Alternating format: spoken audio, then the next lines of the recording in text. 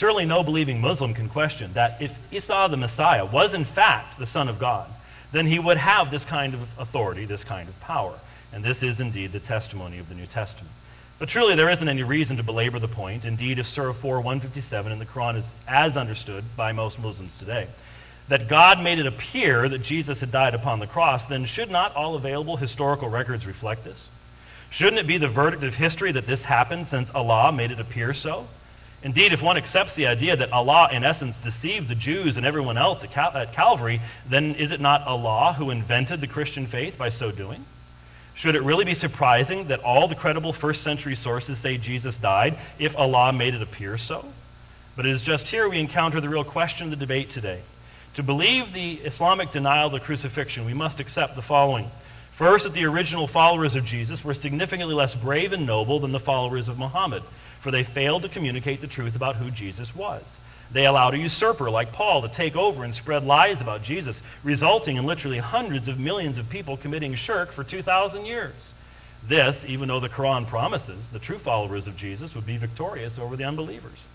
Secondly, we must believe Paul, Mark, Matthew, John, Peter, Luke, and all the other New Testament writers were likewise either deceivers or themselves deceived, for they all taught us to believe Jesus is the Son of God and that he died upon the cross.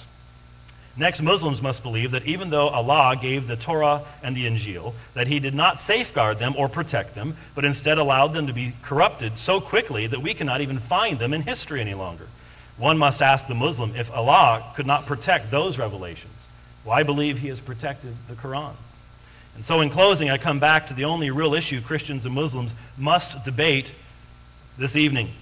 If you're a Muslim tonight, let me ask you, let's say someone came along in the middle of the 13th century, claiming to be a prophet who never once read the Quran, though he claimed his teachings were consistent with it.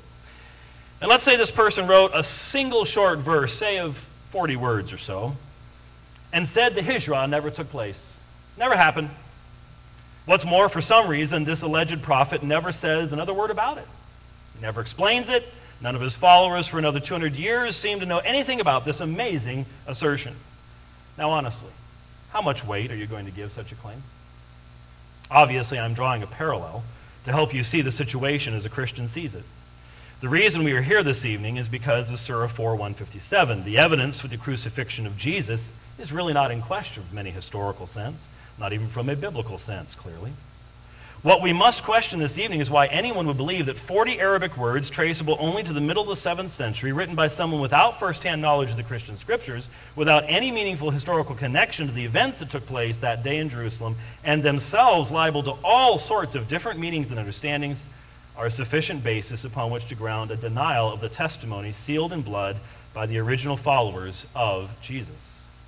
As for me, I see no reason whatsoever to accept these 40 words while rejecting the thousands of historically sound, consistent words of the apostles of my Lord Jesus Christ. Thank you very much.